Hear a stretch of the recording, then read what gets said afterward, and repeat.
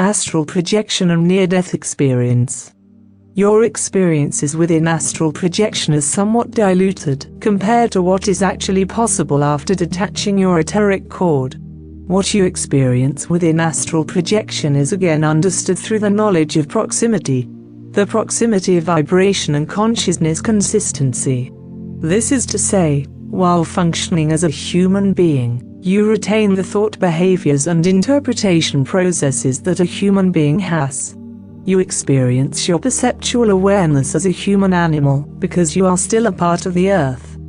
While you retain these behaviors and processes, you will consistently limit your consciousness to what you are able to perceive as a being within the spirit world. What you will find is that, as you think as a human being, that state of consciousness projects you into an aspect of spirit that closely associates itself with mass human consciousness and things that your human thought processes can relate to. In short, your thoughts will attract you to, if you like, places or realms that lay within what you might expect to experience at that time. This is understanding the nature of consciousness attraction. You are to understand that the accounts of near-death experiences described by individuals of the earth are accounts portrayed by those who only experience the spirit world from the thought processes and perceptions of a human animal. In a sense, they experienced an aspect of it that was tainted by their own persona and the way that they thought at the time. As I have said before, human near-death experiences are closely associated and inexplicably bound to human cellular memory and thought processes.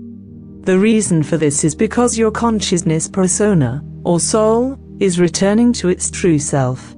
Your human soul aspect does not simply walk into some heavenly place. It tries to reconnect to its original source, its original core vibration. This means, upon physical death, your human consciousness attempts to return to its spirit counterpart by tuning and atoning its vibration in order for you to find home. Your home is where your soul group resides. Your soul group resides within a very unique vibration which you, as a being, are attuned to and return to. You may understand this as a sort of dimension, or subdimension which separates soul and vibrational groups or families.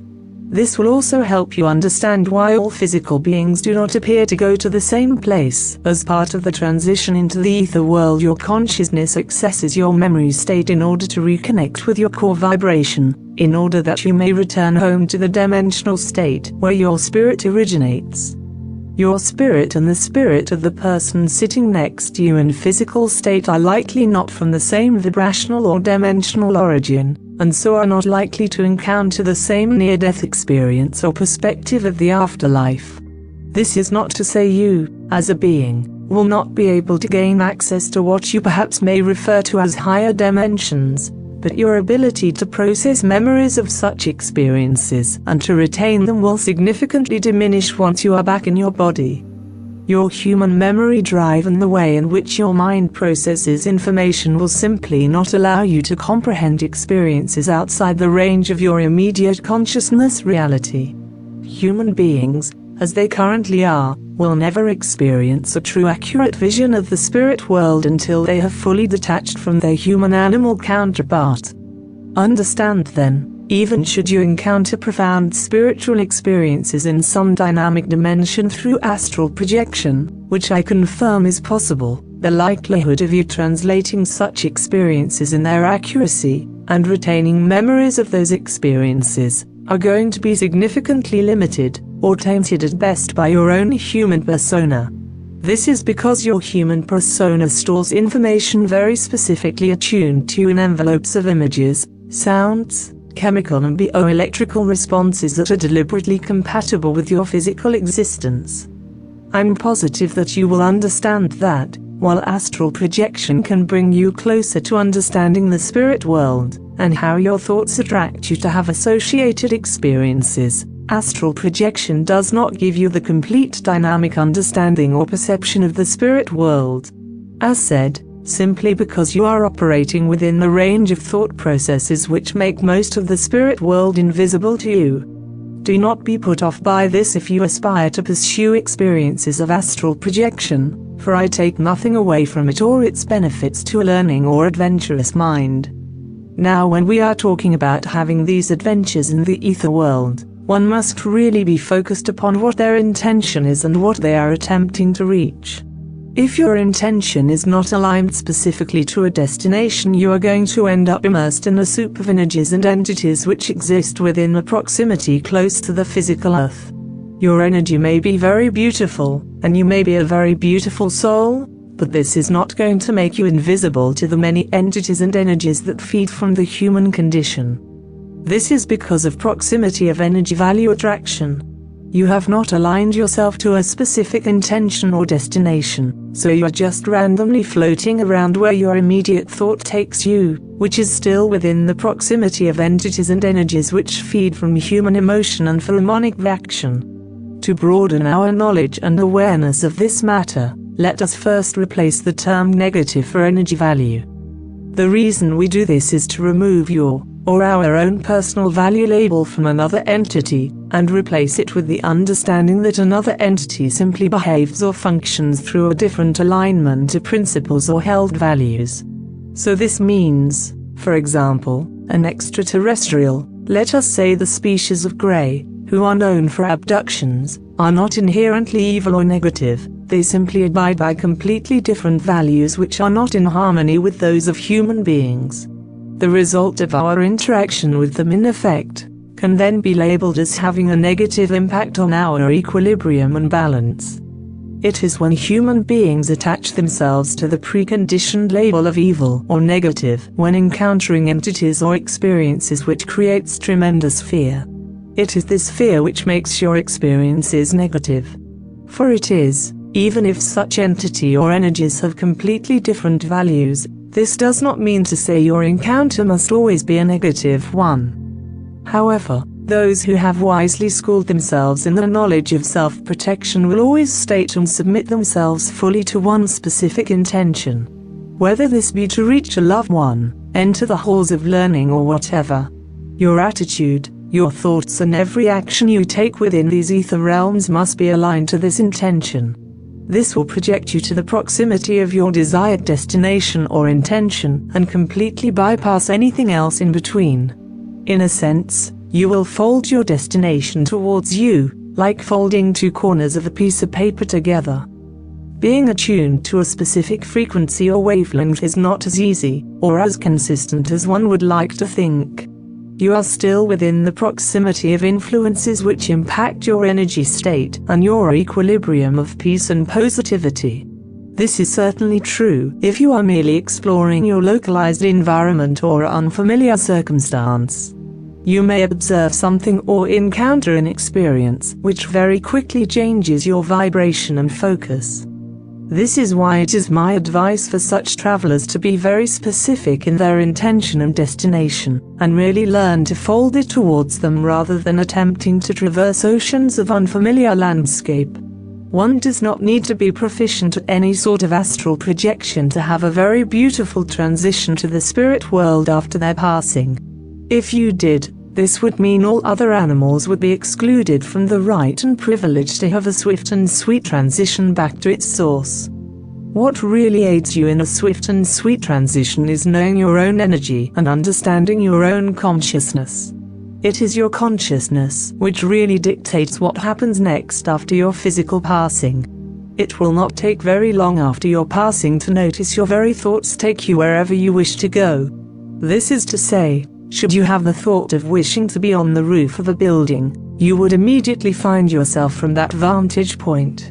You begin to become aware, very quickly, that your thoughts are alive and extend your new body to wherever your thought is directed. You do not need to be a practiced projector for this experience to take place, for it is your natural state.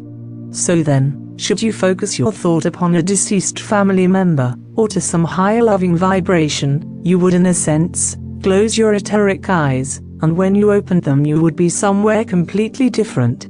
This is the natural state of consciousness.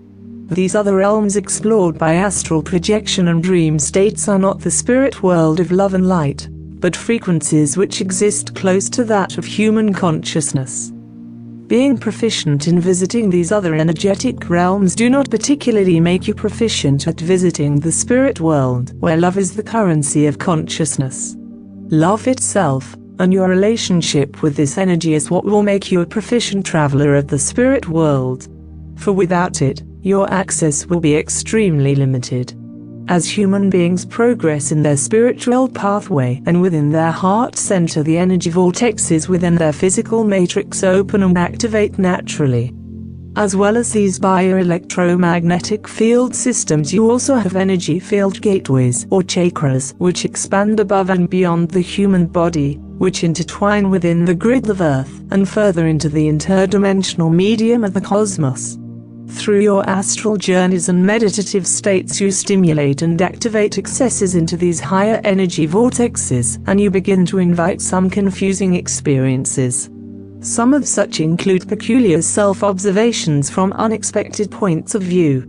While you are accessing layers of your expansive identity and higher energy mechanisms, you may observe your astral persona behaving in puzzling ways.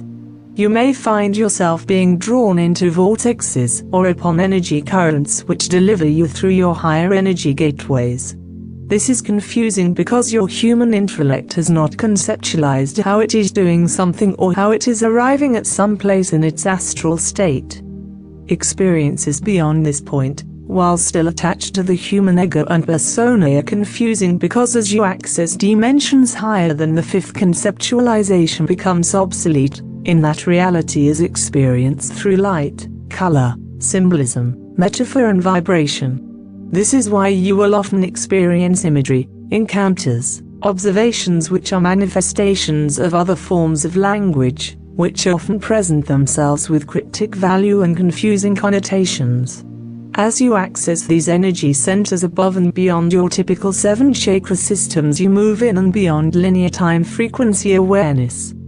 This means the astral traveler will encounter scenes and scenarios which do not adhere to their present time reality. They may find themselves witnessing events from the past or the future with no conceptualization of its meaning or purpose. This is because the true meaning of it is not for the benefit of the human conceptual mind or ego. As you gain entry to these expanded gateways, you also gain access to the living library of the Earth and of the matrix of memory, which can infiltrate and integrate into astral and meditative journeys. Out-of-body experiences and near-death experiences have similar characteristics as one would expect when we are addressing the same body of energy. Out-of-body experiences, or OBS, take place either unconsciously or consciously depending on the circumstances which initiate them. Near-death experiences, or NDEs, occur when the physical body sustains a form of trauma. What takes place is the cellular and consciousness memory of the human persona, what you might call a soul or energy body, continues to operate independent of its physical dimensional counterpart. Each of the physical cells of your body retains sentient memory of everything it experiences and transfers this memory into a vibrational frequency. This vibrational frequency is worn as the coat of consciousness over your core central vibration, your sentient spirit, which is connected to your human form via an etheric strand. During an OB, your point of self-perspective is shifted to another frequency range, and while similar to an NDE, often wields a different experience. While essentially they are both dealing with the same consciousness collective mass, it is the state and condition prior to its initiation that determines its differentiating characteristics. With an NDE, the initiation is often one confusion and disorientation, because the body may sustain trauma which triggers such events. With OBS, there is no trauma-induced initiation, though sometimes mistaken for sleep paralysis, in which case may invoke a sense of fear and associated emotional trauma.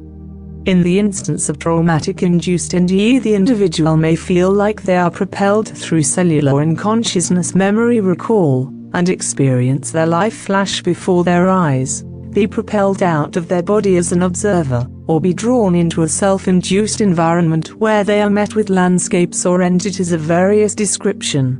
This can be true too of a self-induced or unconsciously induced OB, where one finds themselves either floating above, or submerged within some surreal landscape. The difference in events in both accounts have greatly to do with how their experience is initiated and the condition of the individual consciousness at the time of this event. Some events will not be remembered in waking state and leave you confused how you got from one place or state to another. This can be due to the fact that time itself follows a different format than that of your physical body, and its brain analysis of events are used too. Consciousness is not required to travel from A to B, it may simply shift its own awareness from point A to B instantly. It is a basic rule to follow that whether it be an OB or an E, both can be manipulated to different, or even similar experiences, depending on how they are initiated, and under the conditions they are created within.